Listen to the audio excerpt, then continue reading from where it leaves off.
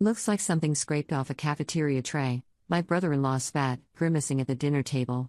Even my kids could do better. The room went silent. I took a sip of water and said quietly, I didn't cook tonight. My sister Emily's face drained of color. She'd been bragging for 20 minutes about this elaborate casserole she'd supposedly spent all afternoon preparing, her signature dish that would finally prove to our mother she was the better cook in the family. Mom sat across from me, fork suspended in midair, looking confused. What do you mean? Emily's voice cracked slightly. I mean your husband just insulted Mom's cooking, I said, keeping my tone level. She brought that over this morning. The casserole you claimed was yours. Derek's face went from smug to pale in seconds.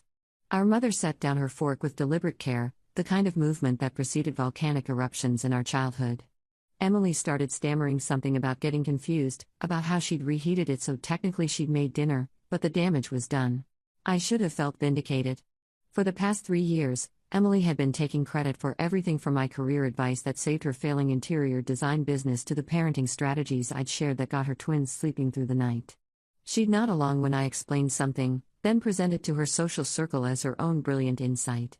At family gatherings, she'd somehow forget to mention I was the one who'd introduced her to Derek in the first place, back when he was my colleague at the architecture firm and actually tolerable.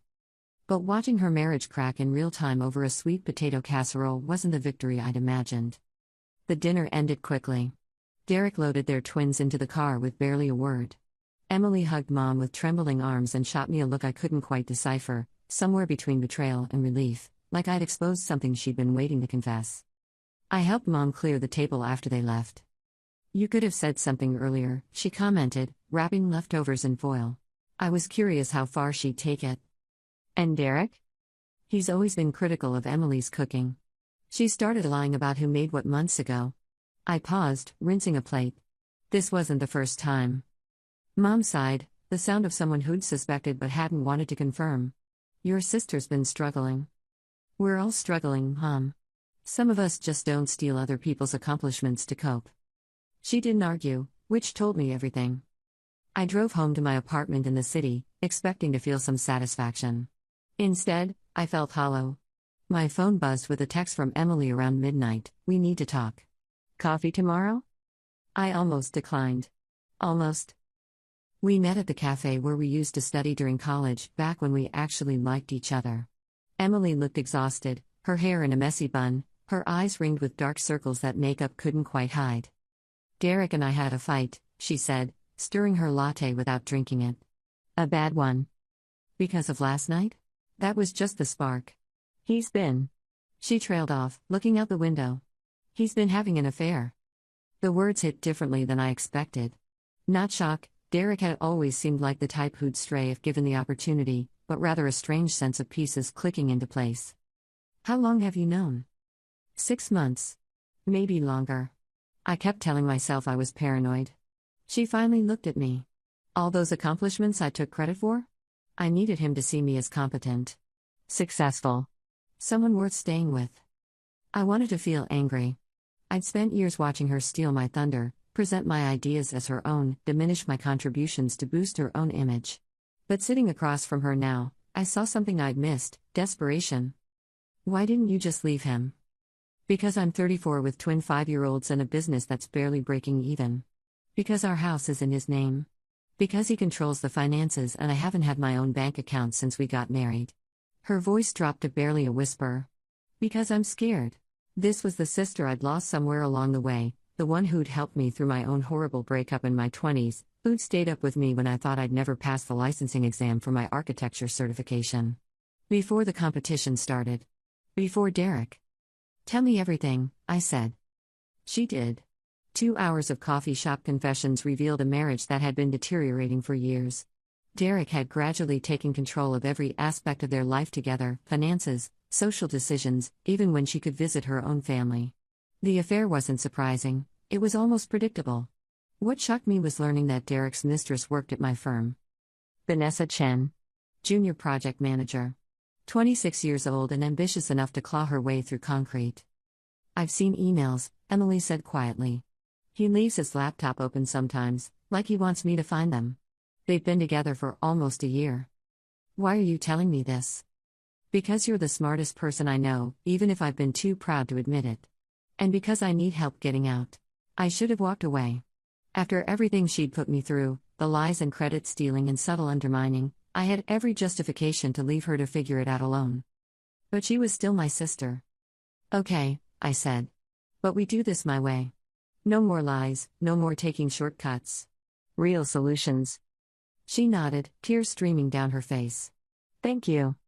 I spent the next week gathering information. Emily gave me access to Derek's laptop passwords. Apparently he used the same one for everything, a massive security flaw I filed away for later. I didn't snoop through personal emails, I was looking for something specific. Derek worked in commercial real estate development, and he'd been managing a series of properties that Emily had mentioned over the years. 3 of those properties were listed under LLCs that traced back to Derek as the sole owner, but the initial investment money had come from Emily's late grandmother's inheritance. She'd received $200,000 7 years ago, right before their wedding. Derek had convinced her to invest it in his business ventures with promises of shared ownership. Those promises had never materialized in writing. I drafted a detailed document outlining the paper trail, bank transfers, property records, LLC filings. Everything was legal on the surface, but the pattern showed clear financial manipulation. Then I made some phone calls to colleagues who specialized in family law. The next family dinner was at Emily's house. She'd insisted, saying she wanted to show everyone she was fine. I arrived early to help set up, which really meant helping her prepare for what was coming. Derek was in rare form, playing the gracious host while subtly criticizing everything Emily did. When she brought out appetizers, he commented on the portion sizes. When she mentioned taking the twins to the park, he corrected her timeline. Small digs that accumulated like paper cuts. Mom noticed. So did Dad, who'd driven up from Florida for the weekend. Derek, I said during dinner, voice casual, how's that property development going? The one on Harrison Street? He preened, launching into a detailed explanation of profit margins and market positioning. I nodded along, asking intelligent questions, letting him bask in his own expertise. Emily must be excited about the returns on her investment, I added. Well, these things take time. 7 years is quite a bit of time. Especially for a property that's been operating at a profit for the last 3. His expression shifted, wariness creeping in. I'm not sure what you're implying. Just curious about the ownership structure. The LLC paperwork shows you as the sole member, but Emily's inheritance funded the initial purchase. Standard practice would include her as a co-owner, right? Silence fell over the table. Emily's hand trembled slightly as she reached for her water glass. We'd rehearsed this moment, but living it was different than planning it. Business arrangements between spouses are complicated, Derek said tightly. Not that complicated. Especially when there are 2 other properties following the same pattern. I pulled out my phone, navigating to the documents I'd prepared. Harrison Street, the duplex on Maple, and the commercial space downtown. All purchased with Emily's money. All owned exclusively by you. Dad's expression had gone thunderous. He might not understand real estate law, but he understood theft. That's a very serious accusation, Derek said, his voice taking on a dangerous edge. It's not an accusation. It's an observation based on public records and bank statements that Emily has every legal right to access. I met his eyes. The question is whether you'd like to discuss this privately with Emily and her lawyer, or whether you'd prefer to involve forensic accountants who might discover other interesting details. I was bluffing partially. We hadn't hired a lawyer yet, but Derek didn't know that. More importantly, I'd learned from reviewing his emails that he'd been inflating property values in reports to investors, a detail I wasn't ready to reveal unless necessary. We should talk, he said to Emily, voice strained. Yes, she agreed, surprisingly steady. We should. I've already consulted with Margaret Patel's office. Margaret Patel was the most aggressive family law attorney in the state. The name alone made Derek's face go white. The dinner ended shortly after. Derek disappeared into his home office. Emily walked our parents out while I cleaned up the kitchen, listening to the muffled sound of Derek making phone calls through the closed door. He's calling his lawyer, Emily said when she returned, leaning against the counter. Good. Let them talk. Margaret will handle it from here.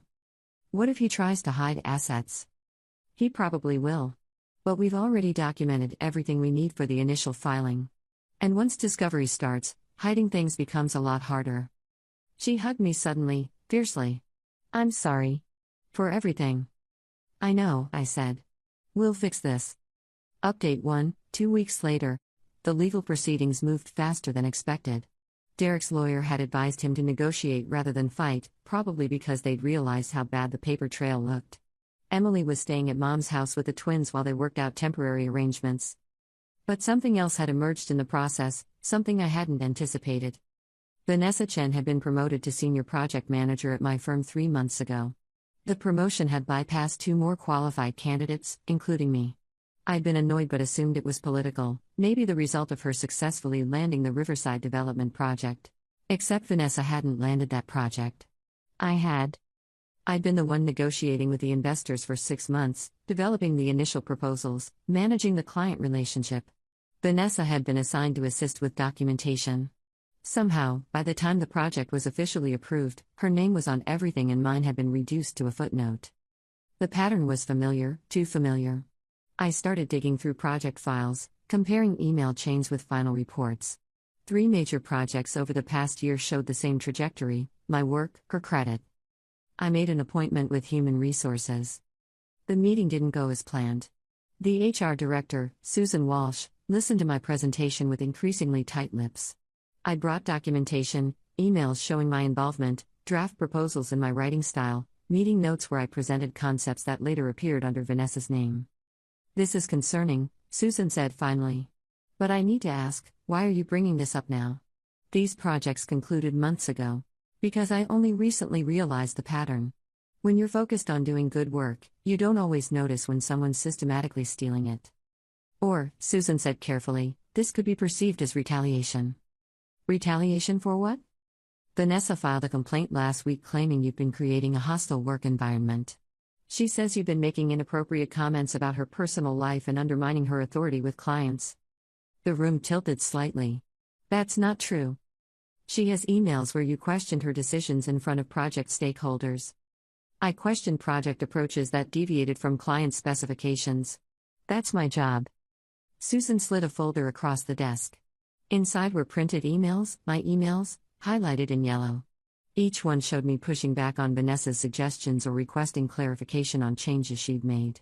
Taken out of context, they could look confrontational. "I want to believe you," Susan said, though her tone suggested otherwise. "But this looks like a coordinated attack on a colleague who recently surpassed you professionally." "She didn't surpass me. She stole my work." "That's a very serious allegation, and frankly, one that's difficult to prove. Your name is on these projects as a contributor. Vanessa's role as lead means she gets primary credit. That's standard procedure." I left the meeting feeling ambushed. Vanessa had anticipated this somehow and moved first, framing any accusation I made as professional jealousy or workplace harassment. Then I remembered Derek's emails. I'd seen his correspondence with Vanessa while helping Emily document the affair. Mostly personal messages, but scattered throughout were work references. Vanessa complaining about difficult colleagues. Derek offering advice on managing resistance and building your narrative before someone else does. He coached her on how to take credit for my projects and how to protect herself if I noticed. I called Emily from my car. "I need to see those emails again. The ones between Derek and Vanessa about work." "Why?" I explained the HR meeting, the preemptive complaint, the way Vanessa had systematically positioned herself while making me look vindictive. "She's doing to you what Derek did to me," Emily said quietly. "Taking your work and making you look crazy for noticing. I need documentation showing she knew she was stealing credit. If Derek was advising her, that's attorney-client privilege, isn't it? Since Derek's her.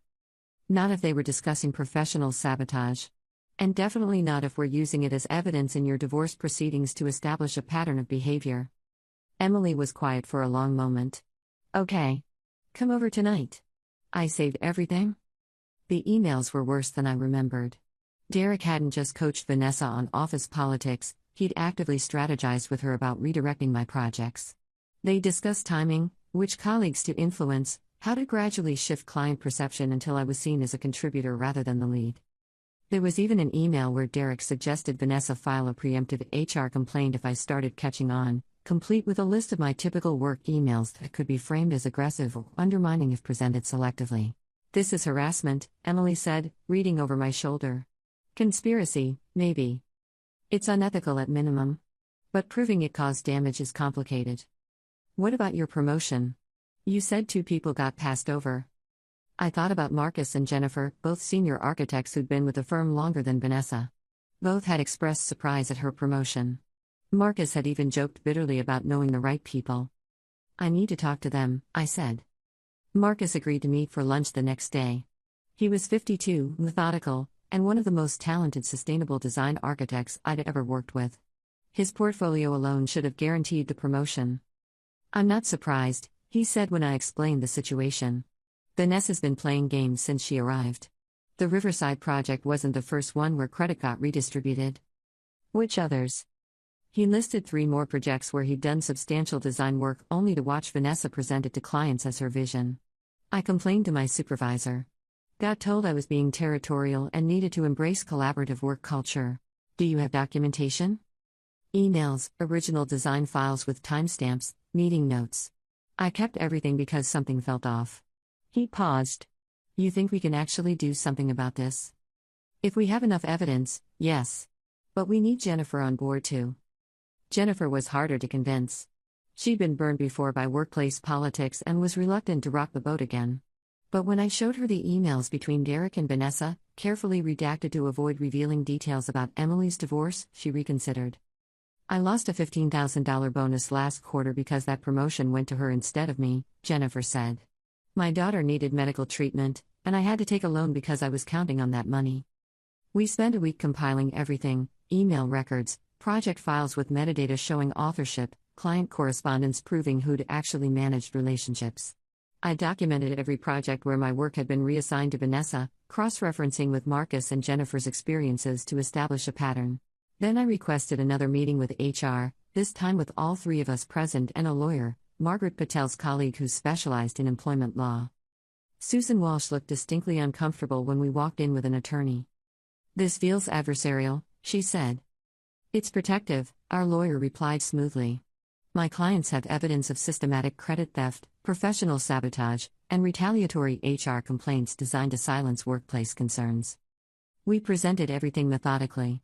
The lawyer walked Susan through each project, showing the progression from our work to Vanessa's credit. Then came the email evidence, carefully edited versions that showed Derek advising Vanessa on managing difficult colleagues without revealing the affair. Where did you get these communications? Susan asked. They were provided by a third party involved in an unrelated legal matter. The content is relevant to workplace conduct and was obtained legally. Susan looked at the documents for a long time. I need to discuss this with leadership. Of course. We'll wait for your response. In the meantime, my clients expect protection from further retaliation and would like a formal investigation into the promotion process that favored Ms. Chen. The meeting ended with careful professional courtesy and underlying tension thick enough to cut. 3 days later, Vanessa was placed on administrative leave pending investigation. Update 2, 6 weeks later. The firm's investigation took a month and concluded with 3 significant outcomes. Vanessa's promotion was rescinded, Marcus received the senior project manager position he should have gotten originally, and I was offered a formal apology plus back credit on the projects she'd taken. Vanessa resigned before they could fire her. Her LinkedIn profile disappeared overnight. But the real story was unfolding in family court. Derek's lawyer had tried every tactic to avoid a fair settlement, claiming Emily's inheritance was a gift, arguing she hadn't contributed to property management, suggesting the twins would be better off primarily with him because Emily's emotional instability made her an unfit primary parent.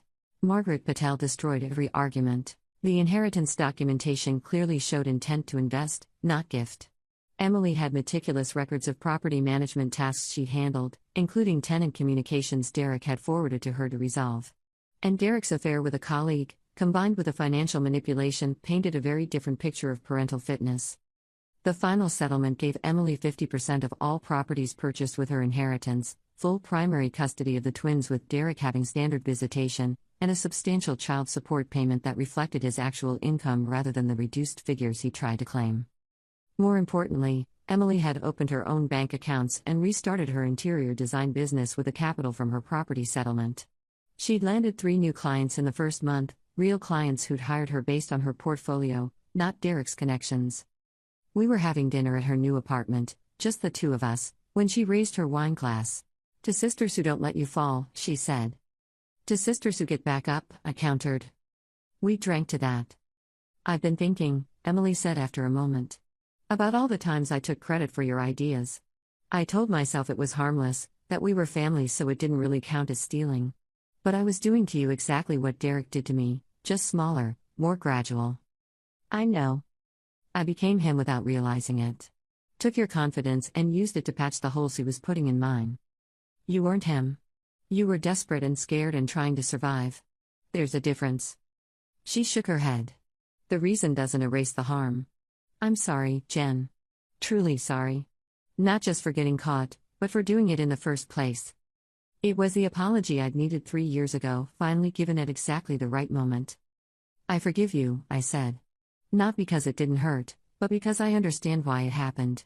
And because you're actually changing, not just saying you will. We talked late into the night about rebuilding, her business, our relationship, her confidence without needing to borrow someone else's. She asked about my work, genuinely interested, and didn't try to turn the conversation back to herself when I shared my own struggles with proving my worth after Vanessa's sabotage. You know what's funny? Emily said as I was leaving. Derek called yesterday. Wanted to know if we could work things out because apparently Vanessa dumped him once he wasn't useful anymore. What did you tell him? That I'd already worked things out, just without him in the equation. I hugged her goodbye and drove home through the city streets, thinking about justice and revenge and the complicated space between them. Exposing Derek's financial manipulation hadn't been about punishment, it had been about giving Emily the tools to leave. Documenting Vanessa's credit theft hadn't been vindictive, it had been about protecting my career and helping others she'd hurt. Sometimes revenge looks like simply telling the truth and letting consequences follow naturally. My phone buzzed with a text from Mom, proud of you both. Dinner next week? I smiled and responded yes, already looking forward to a family gathering where Emily and I could just be sisters again, flawed, complicated, but finally honest. 3 months later, I got promoted to senior architect. The announcement came during a staff meeting where our managing partner specifically mentioned my work on the Riverside development and 2 other major projects. Marcus caught my eye from across the room and nodded. Jennifer texted me a champagne emoji. Emily sent flowers to my office with a card that read, "You earned this one all by yourself. Love, your biggest fan." I kept that card on my desk as a reminder that the best victories aren't about crushing your enemies, they're about reclaiming what was always yours and helping others do the same. Derek occasionally surfaces in family conversations, usually in the context of custody exchanges or legal paperwork. He's dating someone new, according to Emily's twins, though they don't seem particularly impressed with her. His real estate business has contracted since the divorce, partly because word spread about his financial practices and partly because he'd been leveraging Emily's connections more than he'd realized. Vanessa is working for a smaller firm in another state. I know this only because Marcus mentioned seeing her profile on a project bid. I feel no satisfaction or anger about her anymore, just mild disinterest, the way you might feel about a restaurant you tried once and never returned to. The casual cruelty Derek displayed at that first dinner, insulting what he thought was Emily's cooking, dismissing her efforts in front of family, had been a symptom of something larger. He'd spent years diminishing her contributions to elevate himself. The casserole was just the moment when his contempt became impossible to ignore. Sometimes I wonder what would have happened if I'd stayed quiet, let Emily take credit for Mom's cooking and continued our family's pattern of polite avoidance. Derek's control would have tightened. Emily's confidence would have eroded further. Vanessa would have continued stealing credit and blocking promotions. But I didn't stay quiet, and that choice cascaded into others, Emily finding courage to document the affair, me recognizing the pattern at work, both of us refusing to accept narratives written by people who benefited from our silence.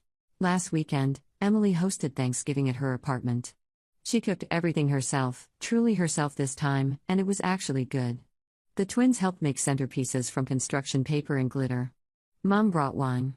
Dad told bad jokes. I brought homemade rolls that Emily praised without claiming she'd taught me the recipe. Derek had the kids for Christmas, which Emily had negotiated calmly through her lawyer. She was planning a New Year's trip with them instead, somewhere warm where they could build sandcastles and not think about Connecticut winter. "I'm happy," she told me while we washed dishes after everyone left. Not fake happy or pretending happy. Actually happy. You deserve to be. So do you. How's the new project going? I told her about the museum renovation I was leading, genuinely leading, with my name on all the proposals and no one to redirect credit. We talked about design challenges and structural complications, and she listened with the focused attention of someone who cared about my work for its own sake, not as material to repurpose. This is what winning looks like, not dramatic courtroom confrontations or public humiliations, but quiet Tuesday evenings where you can talk to your sister without weighing every word. Office meetings where your contributions are acknowledged. Bank accounts in your own name.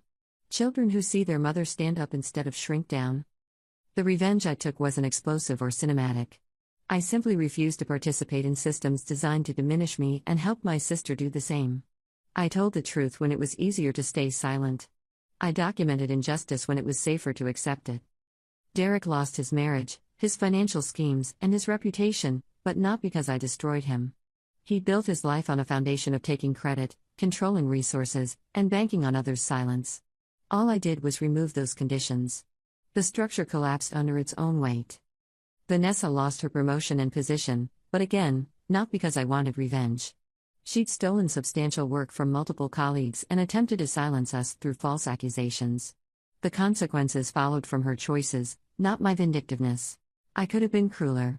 Could have exposed Derek's property value inflation to his investors. Could have shared details about Vanessa's affair with a married man to make her professional life even harder.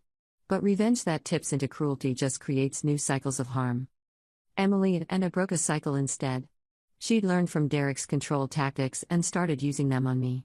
I recognized the pattern and chose to address it directly rather than retaliating with my own version of manipulation. We both had to decide that honesty was worth more than winning, even when honesty was harder. The twins asked me last week if I'd teach them to draw buildings like I do. We spent Saturday afternoon sketching impossible structures with flying buttresses and spiral staircases that defied physics. Emily watched from the kitchen doorway, smiling. "They're going to be architects like their aunt," she said. "Or interior designers like their mom," I replied. "Or something completely different that we haven't imagined yet. That would be fine too." This is the aftermath of revenge done right, possibility instead of destruction, relationships rebuilt instead of scorched earth, lessons learned instead of just punishment delivered. I still work at the same firm. Marcus is thriving as senior project manager and recently brought me onto a sustainable housing project that's exactly the kind of challenging work I'd hoped for years ago. Jennifer got her bonus and her daughter's medical treatment, and the three of us occasionally grab lunch to compare notes on office politics and share updates about our lives outside of work.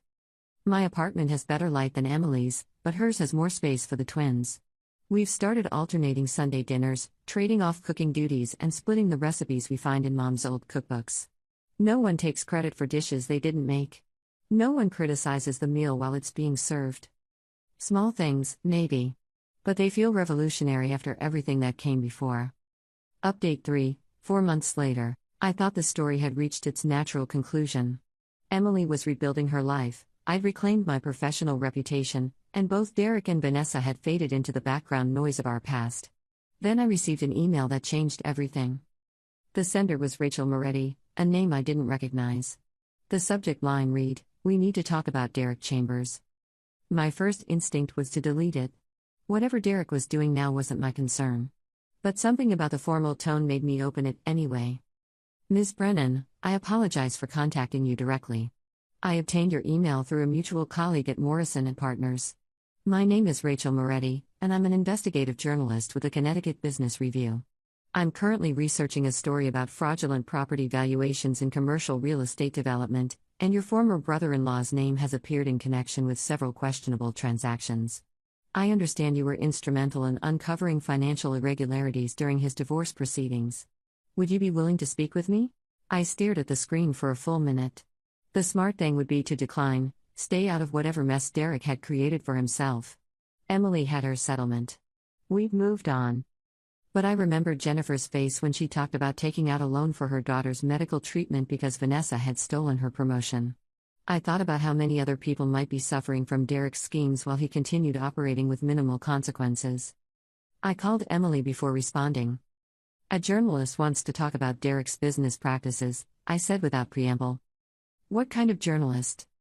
"Investigative. She's looking into property valuation fraud." Emily was quiet for a long moment. "The properties he kept in the settlement, the ones that weren't mine, he told his lawyer they were underwater. Said they were losing money." "But they're not?" "I don't think so. I saw tax documents before we separated. Those properties were profitable. He claimed losses to reduce his child support obligations. That's fraud. That's Derek. I met Rachel Moretti at a downtown coffee shop the next afternoon. She was in her early 40s, dressed professionally, with a kind of sharp attention that made me understand why people confess things to journalists. "Thank you for agreeing to meet," she said, pulling out a tablet. "I want to be upfront, this isn't about your sister's divorce. I'm looking at a pattern of behavior that spans multiple properties and investors. Derek Chambers has been inflating property values to secure financing, then deflating them for tax purposes and divorce settlements." "How many properties?" "At least 12 that I've identified so far. The total financial discrepancy is somewhere around $3 million. I let out a slow breath. Emily's settlement had recovered her investment, but if Derek had been doing this systematically, there were likely other victims. "What do you need from me?" "Context. Background. You documented his financial manipulation in your sister's case. I need to understand his methods, how he structures these deals, how he hides the discrepancies, who else might be involved." I walked her through everything I'd uncovered: the LLCs, the property transfers, the pattern of using other people's money while maintaining sole ownership. Rachel took notes rapidly, occasionally asking clarifying questions that revealed she'd already done substantial research. "There's something else," she said after I'd finished. "Derek had a business partner for several of these deals. Someone who helped set up the financial structures and may have been complicit in the valuation fraud." "Who?" "Thomas Richardson. He's a commercial real estate attorney. Does that name mean anything to you?" It did. Tom Richardson had attended Derek and Emily's wedding. He'd been at family gatherings over the years, always friendly, always asking about my work at the architecture firm. He'd even recommended me for a consulting job once, though nothing came of it. "He's Derek's college roommate," I said. "I thought they were just friends." "Friends who co-own 6 properties through a web of interconnected LLCs. Richardson handled the legal paperwork for all of Derek's major deals, including the ones involving your sister's inheritance." The implications settled over me like cold water.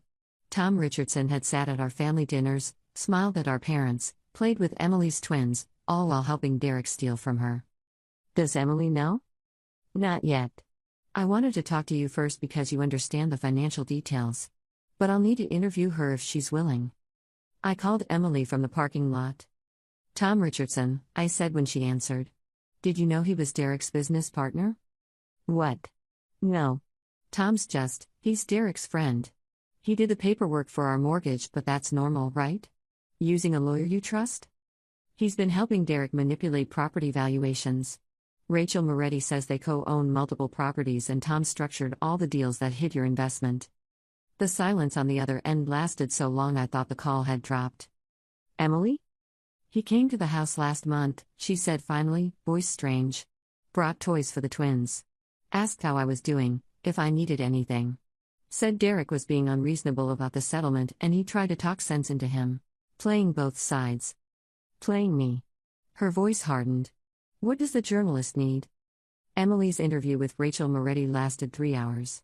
She provided documents we'd used in the divorce proceedings, emails where Tom had advised her to trust Derek's business judgment, and photographs from family events that showed how deeply embedded Tom had been in their lives. But the real breakthrough came from someone unexpected: Derek's mother. Patricia Chambers had always been cold toward Emily, treating her like an inadequate wife who'd somehow trapped her golden son into marriage. She testified on Derek's behalf during custody negotiations, claiming Emily was too emotional and unstable to properly parent the twins. Rachel had interviewed Patricia as part of her research, expecting nothing useful. Instead, Patricia had cracked. She said Derek and Tom had been running this scheme since college, Rachel told us during our follow-up meeting. They'd buy properties near campus using student loans and parents' money, inflate the values, flip them to incoming investors, and pocket the difference. Patricia helped finance their first few deals. She knew exactly what they were doing. "Why would she tell you that?" Emily asked.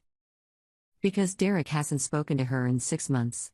Apparently she expected him to share more of his profits with her and he cut her off once the divorce was final.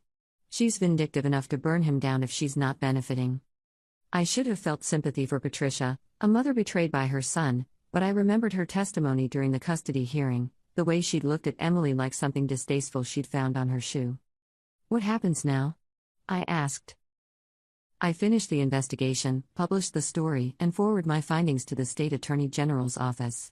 If there's enough evidence, they'll open a criminal investigation. These kinds of cases can take years to prosecute, but the penalties for real estate fraud are substantial. Emily looked at me across the table. This is bigger than I thought. It always was. We just only saw the part that directly affected you. Rachel's story published 6 weeks later on a Tuesday morning. The headline read, Local developers accused of multi-million-dollar property valuation scheme. The article was thorough and devastating, laying out years of fraudulent practices, inflated appraisals, and misrepresented financial statements. Derek's name appeared 47 times. Tom Richardson's appeared 32 times. My phone started ringing before I'd finished my first coffee. Colleagues from the firm asking if I'd known, if Emily was okay, if the story mentioned anything about Vanessa's involvement. Mom called in tears, apologizing for not believing the situation was as serious as it turned out to be. Even Dad, who usually avoided conflict, left a voicemail saying he wished he'd pushed harder during the divorce proceedings. Emily's call came last, her voice steady but strained. Derek's been trying to reach me. 12 calls this morning. He left a message saying the article is biased and he's being set up by competitors. Are you going to respond? No. Margaret says any communication should go through her office. He's desperate, Jen. I've never heard him sound like that before, panicked, almost pleading. Good, I said, and meant it. Not from cruelty, but from the knowledge that Derek was finally experiencing consequences he couldn't manipulate away. The State Attorney General's office announced an investigation 3 days after the article published. Federal investigators joined the following week, citing possible wire fraud and bank fraud charges. Tom Richardson's law license was suspended pending review by the State Bar Association. Derek tried to reach out through mutual acquaintances, claiming he'd been young and stupid when the scheme started and had been trying to get out for years. The message made its way to Emily through her hairdresser, who'd heard it from her neighbor, who was friends with Derek's current partner. He wants sympathy, Emily said when she told me about it. Wants everyone to see him as a victim of circumstances instead of someone who actively chose to steal and lie for 15 years. Are you surprised? Not even a little bit. The investigation uncovered even more than Rachel's article had suggested. 17 properties showed valuation discrepancies. 23 investors had been misled about property values and projected returns. The total fraud amount exceeded $5 million. Some of the investors were elderly couples who trusted Derek with their retirement savings. Others were young families trying to build wealth through real estate investment. Several were foreign investors who'd paid premium prices for properties Derek had assured them were worth far more than their actual market value. Reading the victim statements made me think about how close Emily had come to being completely destroyed by Derek's schemes. If she'd never inherited that money from her grandmother, if she'd been dependent entirely on Derek's income, if she'd signed documents without question, she could have ended up responsible for debts she didn't know existed, tied to properties she didn't actually own. My work on documenting his financial manipulation for the divorce had inadvertently provided some of the earliest evidence of his broader fraud. The property records I'd pulled, the timeline I'd created, the pattern analysis, all of it ended up in the hands of investigators who built their case partly on the foundation we'd established. You know what's strange? Emily said during one of our Sunday dinners. I feel guilty. For what? For being glad this happened. For hoping he goes to prison. For wanting him to lose everything the way I almost did. She pushed food around her plate. I know I shouldn't feel bad about it, but there's this voice in my head saying I'm being vindictive, that I'm a terrible person for not having compassion for the father of my children. That's not vindictiveness. That's justice. And you're allowed to want justice even when it's uncomfortable. The twins asked why their dad was on the news. What am I supposed to tell them? I didn't have a good answer for that. How do you explain to 5-year-olds that their father is a criminal without destroying their sense of security? How do you maintain the boundary between protecting them from adult problems and lying about reality? Tell them the truth in language they can understand, I suggested finally. Their dad made serious mistakes with his business. People are upset because they got hurt. You're handling it with your lawyer and they're safe. What if they blame themselves? They won't. You're a good mother, Emily. You'll make sure they understand this isn't about them. She nodded slowly, but I could see the weight of it settling on her shoulders, the complexity of protecting her children while not protecting them from the truth, of managing her own feelings while holding space for theirs. The preliminary hearing happened 4 months after the investigation began. Derek and Tom both pled not guilty to multiple counts of wire fraud, bank fraud, and conspiracy to commit fraud. Their lawyers argued that any discrepancies in property valuations were the result of market fluctuations and honest appraisal errors, not intentional deception. The prosecution painted a different picture, using our divorce documentation alongside whistleblower testimony from appraisers who'd been pressured to inflate values and investors who'd been given false information about property conditions and rental income. Emily attended the hearing with Margaret Patel by her side.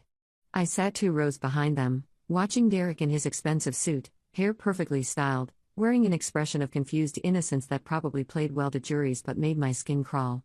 Tom Richardson looked worse, grayer, thinner, with a haunted expression of someone who'd realized he'd thrown away a legal career for someone else's scheme. The judge set a trial date for 7 months out and denied bail reduction requests from both defendants. They'd each posted substantial bonds but were required to surrender their passports and check in weekly with probation officers. Walking out of the courthouse, a woman approached Emily in the hallway. She was probably 60, well-dressed, with carefully applied makeup that couldn't quite hide how tired she looked. "You're Emily Chambers?" she asked. "Emily Brennan now. I went back to my maiden name. I'm Helen Morrison. My husband and I invested with your ex-husband 5 years ago.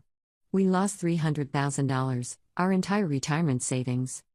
Emily's face went pale. "I'm so sorry. I didn't know what he was doing until... I know. I read the divorce proceedings. I wanted to tell you that you were brave to document everything, to fight back. My husband died last year, still believing we'd made a foolish investment mistake.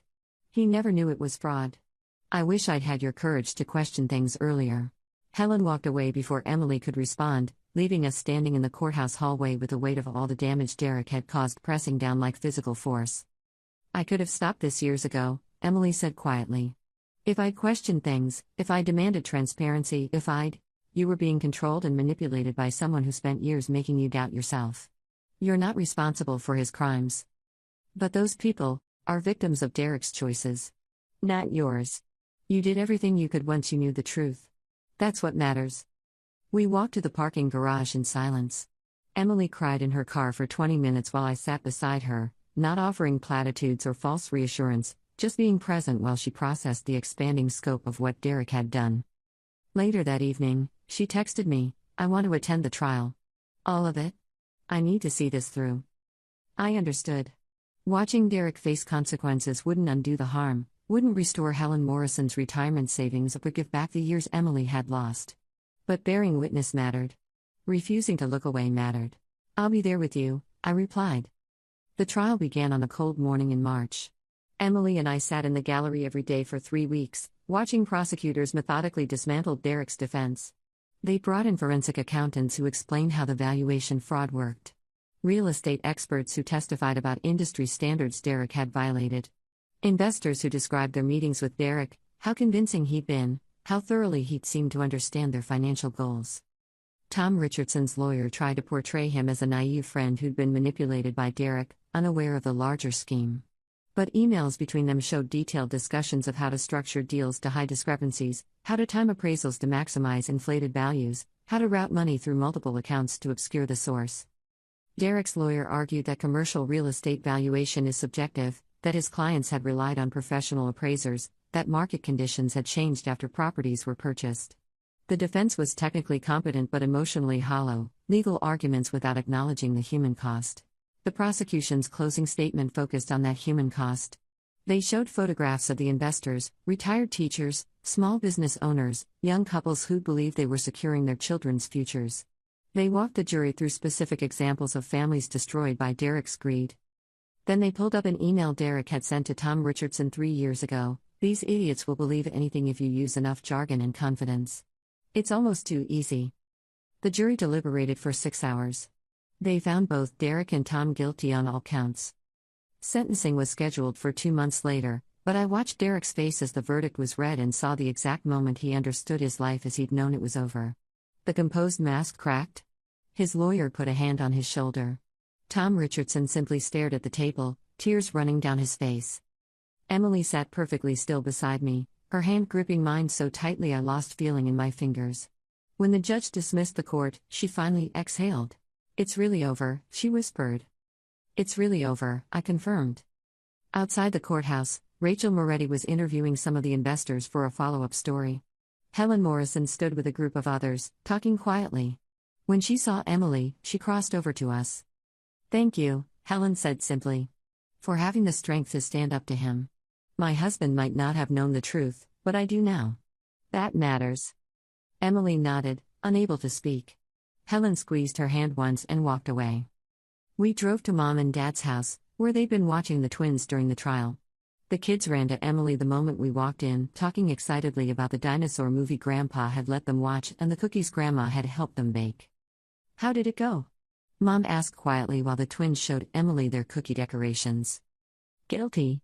On everything." Mom's eyes filled with tears. "Good. I know that's not very charitable of me, but good." Dad hugged Emily for a long time without saying anything.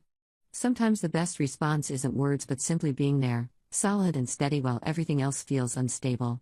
That night, after Emily had taken the twins home and I'd returned to my apartment, I sat by my window looking out at the city lights and thought about the strange trajectory that had led from a casserole insult to a federal fraud conviction. None of it had been planned.